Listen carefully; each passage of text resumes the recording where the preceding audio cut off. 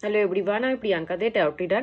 এখন আমি দুটো টপিক নিয়ে কথা বলবো। সেটা হচ্ছে, প্রথম হচ্ছে আমরা আমাদের সন্তানের কখন কি লাগবে, আমরা মা বাবা, বিশেষ করে প্যারেন্টস, আমরা সবসময় সঠিক জানি না যে আমাদের বাচ্চার কখন কি দরকার।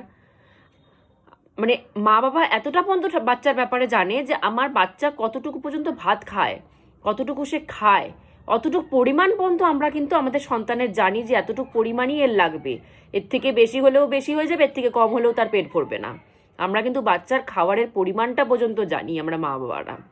তো সেরকমই ঠাকুর যিনি আছে সেও তো আমাদের মা বাবা, তো সেও তো আমাদের খাবারের পরিমাণটা জানে যে আমাদের সংসারে কতটুক দরকার, কতটুক হলে আমরা খুশিভাবে আমরা জীবন কাটিয়ে নিতে পারবো। সেও তো আমাদের ব্যাপারে জানে, তাই না? কিন্তু আমার কথা হলো যে সন্তান যদি আমার কাছে থাকে, সন্তানের সাথে যদি আমার ভালো মতো কানেকশন থাকে, আমার সামনে থাকে, তাহলে না আমি ওকে খাবারটা বেড়ে খাওয়াতে পারবো নিজে হাতে। তাহলে না আমি ওকে মানুষ করার দায়িত্ব থেকে শুরু করে সব কিছু নিজে হাতে করতে পারবো। কিন্তু যদি সন্তান আমার থেকে দূরে থাকে, দূর দেশে থাকে, ও যদি আমার কাছে হেল্পও চায়, তাহলে কি আমি সেই হেল্পটা করতে পারবো? যেটা আমার ঘরে কাছে থাকলে আমি যে হেল্পটা করতে পারবো, সেটা সন্তান দূরে থাকলে কি সেই হেল্পটা মা বাবার থেকে পায়? মা বাবার চেয়েও সন্তানকে দূরে থেকে হেল্প করতে পারে না। সন্তান কাছে এক ঘরে থাকলে যে হেল্পটা করতে পারি, দূরে থাকলে আমরা দূরে দূরে দূরে গিয়ে কি সে হেল্প করতে পারবো সন্তানকে? পারবো না। তো সেম ব্যাপার ঠাকুরের সাথেও, যখন আমরা কানেকশানে থাকবো তখনই তো সে আমাদেরকে হেল্পটা করতে পারবে। যদি তাকে আমরা দূরে সরিয়ে রাখি, সে আমাদের কাছে মা বাবা, আমাদেরও আমাদের মা বাবার থেকে হেল্পের দরকার পড়ে, কিন্তু আমরা মা বাবাকে যদি দূরে সরিয়ে রাখি, অন্য বাড়িতে রাখি আর আমরা অন্য বাড়িতে আছি, তাহলে কি আমাদের মা বাবা এসে প্রতিদিন এসে আমাদের ঘরে হেল্প করে দিয়ে যেতে পারবে? পারবে না। তো সেম ব্যাপার, ঠাকুরকে যদি আমরা দূরে সরিয়ে দিয়ে রাখি, সে আমাদেরকে কি করে হেল্প করবে? সে আমাদের সব ব্যাপারই জানে যে কতটুকু দরকার, কি দরকার, কোথায় কি দরকার। শুধু খাওয়ার ব্যাপার না, প্রত্যেকটা মানে লাইফে চলাকালীন একটা মানুষের কত কি দরকার পড়ে, ঠাকুর প্রত্যেকটা ব্যাপার জানে। মা বাবা যেমন সন্তানের প্রত্যেকটা ব্যাপার জানে, ঠাকুরও সেরকম আমাদের প্রত্যেকটা ব্যাপার জানে। কিন্তু আমরা তাকে নিজের থেকে দূরে দূরে সরিয়ে রেখেছি, সেই জন্য সে চেয়েও আমাদেরকে হেল্প করতে পারে না। এটা হচ্ছে আমাদের ভুল ধারণা যে আমরা হেল্প চাচ্ছি কিন্তু পাচ্ছি না। আজকে ধরুন বিদেশে বসে আছে ছেলে, মা বাবার কাছে হেল্প চাচ্ছে, মা বাবা কি করে ঘরে থেকে হেল্পটা করতে পারবে বলুন? পারবে? সম্ভবই না। মা বাবা বলবে আমাদেরকে তুই কাছে নে, তুই বিদেশে যাওয়ার আমাদের ব্যবস্থা কর, তারপর না গিয়ে তোর কাছে আমরা হেল্পটা করছি। আমরা এত দূর থেকে হেল্প কি করে করব? তো সেম ব্যাপার, ঠাকুরও এই কথাটাই বলে যে তুই আমাদেরকে আমাকে কাছের তো টান, তাহলে না আমি হেল্পটা করতে পারবো। তুই আমাদেরকে দূরে সরিয়ে রেখেছিস, আমি কি করে, আমি তো চেয়েও পারছি না হেল্প করতে। তো যারাই এটা বলো ঠাকুরের কাছে হেল্প পাচ্ছি না, তারা একবার এটা রিয়েলাইজ করো যে তোমরা কি ঠাকুরকে নিজের কাছে টেনে রেখেছো? কানেকশানে আছো? যদি কানেকশানে থাকো তাহলে হেল্প পেতে বাধ্য, আর যদি কানেকশানে না থাকো তাহলে এটা বলো না হেল্প পাচ্ছি না। কারণ সে অনেক দূরে আছে তোমার থেকে, অনেক মাইল, অনেক ক্রোশ দূরে।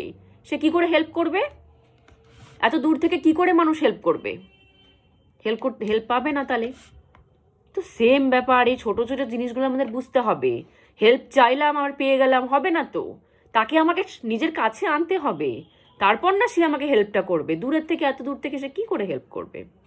আর একটা টপিক নিয়ে আমি বলতে চাই, সেটা হচ্ছে আমরা সবাই জানি আমাদের শরীরের পক্ষে গরম জলটা খুব ভালো।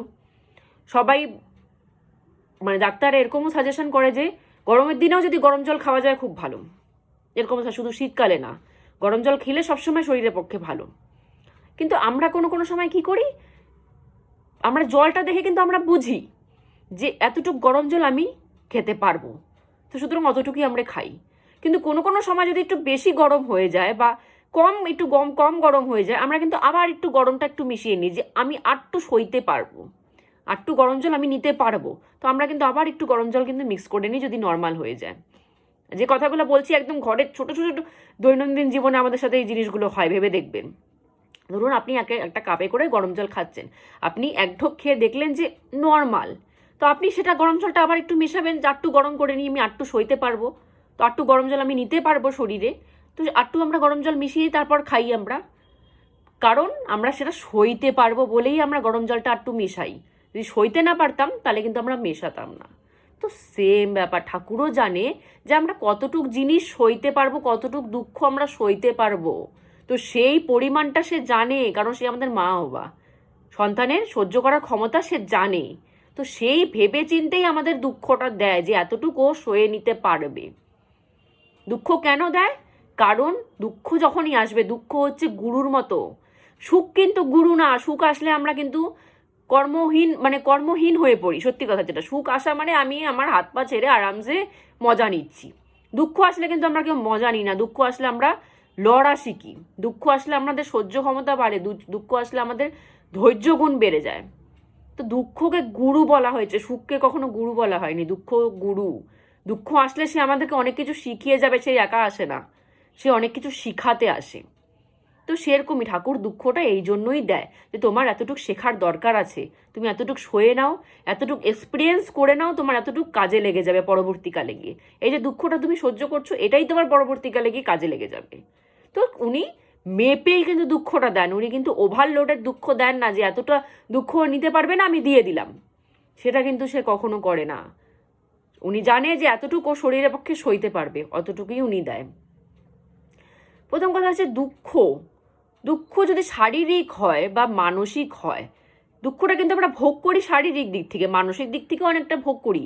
কিন্তু দুঃখটা চলে যাওয়ার পরে, দুঃখটা শেষ, আমরা সেটাকে পার করে দিলাম, আমাদের কিন্তু মানসিক স্ট্রং হয়ে যাই আমরা সেটাকে পার করে দেওয়ার পর। একবার ভেবে দেখবেন, কোনো দুঃখ যদি আপনারা পার করে দিয়েছেন, সেটাকে মানসিক স্ট্রং হয়ে গেছে, নেক্সট টাইম যদি সেম দুঃখ আপনাদের কাছে আসে, আপনারা আগের থেকেই প্রিপারেশন জানেন কিন্তু যে এইটাকে এইভাবে ট্র্যাগেল করতে হবে। আমার সব কিছু শেখা আগের থেকে, যে সেম জিনিস যদি আমার আসে, আমি জানি আগের থেকে যে এইটাকে কী করে আমি হ্যান্ডেল করব। তো দুঃখ মানুষকে প্রচুর কিছু শেখায়। সুখ যেটা শেখাতে পারে না মানুষকে, দুঃখ সেটা শিখিয়ে দেয়। আর সে অতটাই দুঃখ মানুষকে দেয় যতটা মানুষ সইতে পারবে। আমরা যেরকম গরম জল অতটাই খাই যতটা আমি নিতে পারবো, তো সেও দুঃখ অতটাই দেয়। তো ছোটোখাটো মানে যদি আপনার ঠাকুর ধরেন, ঠাকুর ধরলে আমার মনে হয় ব্রেনের সব যে নার্ভগুলো আছে না, ওগুলো সব ঝনঝনা হয়ে যায়, খুলে যায় সব। তো ছোটোখাটো দৈনন্দিন জীবন থেকে, ঘরের কাজকর্ম করতে করতেও না আমি প্রচুর কিছু শিখতে পেয়ে যাই। আপনারাও যদি ঠাকুর ধরেন, দেখবেন দৈনন্দিন কাজের থেকেও আপনারা কত কিছু জ্ঞান পেয়ে যাচ্ছেন। একটা গরম জলের কাপ নিয়ে বসলেও সেখান থেকে আপনি জ্ঞান পেয়ে যাবেন। কত কিছু জ্ঞান পেয়ে যাওয়া হয় শুধু ঠাকুর ধরলে, কারণ সব কিছু তো খুলে গেছে না। সব কিছুর থেকে জ্ঞান অর্জন করছি ঘরে থেকেই, ঘরের কাজ করেই জ্ঞান অর্জন হয়ে যায়। তো এই জন্য বলি যে ঠাকুর ধরেন, দীক্ষা নিন, নাম জপ করুন। নাম জপ করলে না, যে কেউ যদি ঘরেও বসে থাকে না, সেও জ্ঞানী হয়ে যায়। ঘরে বসে থাকেও জ্ঞানী হয়ে যায়, বাইরে গিয়ে তীর্থ করতে হয় না। তো আজকের মতো এখানেই স্টপ করছি। জয় গুরু।